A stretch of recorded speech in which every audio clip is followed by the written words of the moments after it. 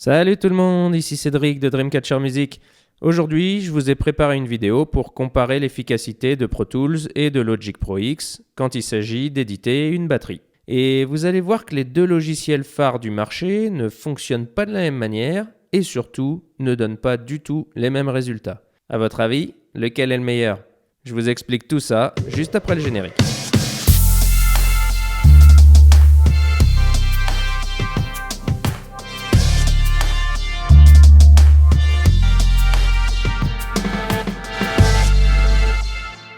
Alors, pour vous présenter rapidement les choses, hier je devais éditer une batterie et la quantifier correctement. Je me suis dit que j'allais tester le même type de travail sur Pro Tools et sur Logic Pro X pour voir le plus efficace. Mais pour vous éviter de faire une vidéo qui dure des plombes, j'ai décidé de vous présenter uniquement le kick. Donc j'ai 4 prises micro différentes et l'idée c'est de caler les 4 correctement avec le moins d'artefacts possible.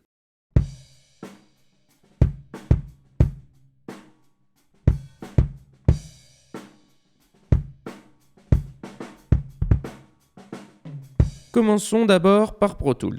Dans Pro Tools, quand on veut faire de l'édition, on utilise Elastic Time. Donc pour ce faire, on clique sur cette icône en forme de je ne sais pas trop quoi, et on choisit le type d'algorithme nécessaire pour des drums. Donc dans ce cas, l'algorithme rythmique. Ensuite, on passe en mode analyse sur chacune des pistes. Le logiciel détecte de lui-même les transients avec plus ou moins de réussite. Du coup, je vais prendre mon outil sélecteur et retirer les transients qui ne sont pas nécessaires. Donc là, je vais me concentrer uniquement sur les kicks de toutes les pistes. Donc je vire toutes les repistes des snares, des hi-hats ou des toms. Une fois qu'on a fait ça, on passe en mode déformation sur chacune des pistes. Et surtout, avant de démarrer Elastic Time, on n'oublie pas de dire à Pro Tools où est-ce qu'on démarre et où est-ce qu'on termine. Pour ça, on choisit l'outil main et on appuie sur CTRL et on clique. On fait évidemment de même à la fin. Bon, ça change rien que ça soit pas exactement au même endroit. Et voilà. Maintenant, je n'oublie surtout pas de sélectionner le mode grid pour aligner mes kicks exactement au bon endroit sur la timeline. Et maintenant, on va faire le taf à la main. Bon, c'est un peu fastidieux, mais je préfère vous montrer comme ça pour éviter qu'il y ait des erreurs à reprendre.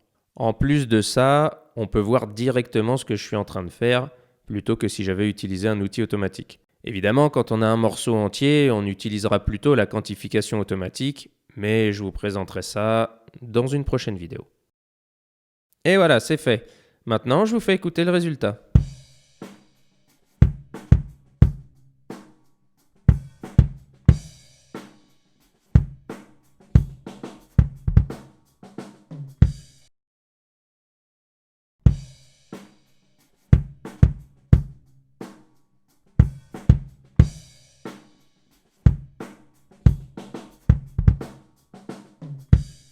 Bon, ça a l'air plutôt pas mal.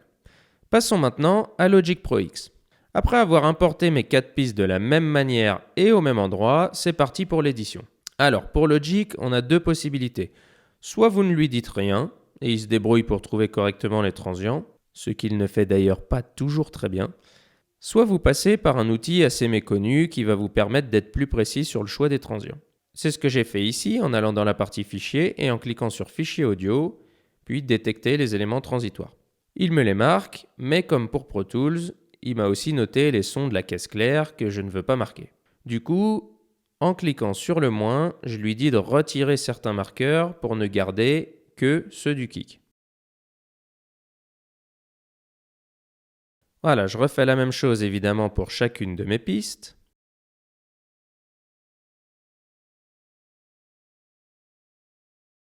Et une fois que j'ai fait tout ça pour mes 4 pistes, je vais pouvoir activer FlexTime en cliquant sur le sorte de petit papillon. Je dois également cliquer dessus à hauteur de mes pistes. Et je dois recliquer encore une fois dessus dans le mode édition. Donc 3 clics pour faire exactement la même chose. Après ça, de la même manière que dans Pro Tools, je vais recaler tous mes transients exactement sur les temps de ma timeline. Et comme pour Pro Tools, je recale tout ça à la main exactement pour les mêmes raisons. Dans Logic aussi, on pourra utiliser la quantification automatique, mais à la main, de la même manière, ça permet de voir exactement et précisément ce que je suis en train de faire. Voilà, une fois qu'on a tout calé, c'est parti pour une écoute en mode automatique. D'ailleurs, on peut voir que Logic a passé la 4e piste en mode polyphonique. On se demande bien pourquoi. Mais bon, allez, c'est parti pour l'écoute.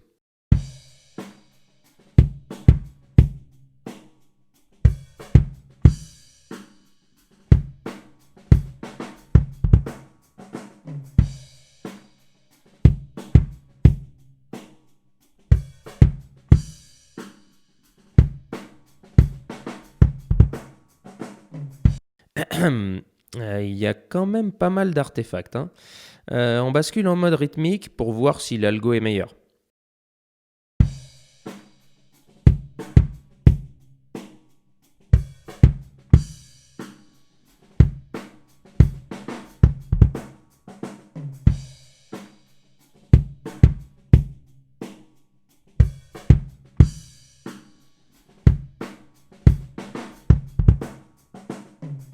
Bon, il est quand même meilleur. Mais maintenant, on va comparer les deux logiciels l'un après l'autre. D'abord Pro Tools.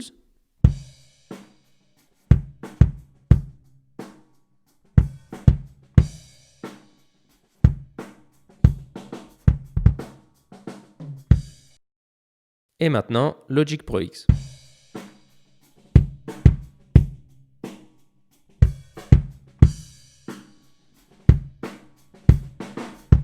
Bon, bah si vous avez bien écouté avec un casque correct ou de bonnes enceintes, je pense que vous avez compris qu'il n'y a pas photo.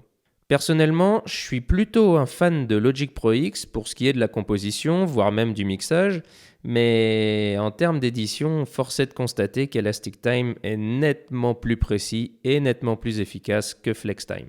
Bon, FlexTime a vraiment évolué hein, dans la version 10.5 de Logic. Il fait plutôt bien le job quand on n'a qu'un seul micro et qu'on n'attend pas non plus des résultats de fou. Bon, en revanche, Elastic Time est encore un cran au-dessus et ne demande même pas plus de temps.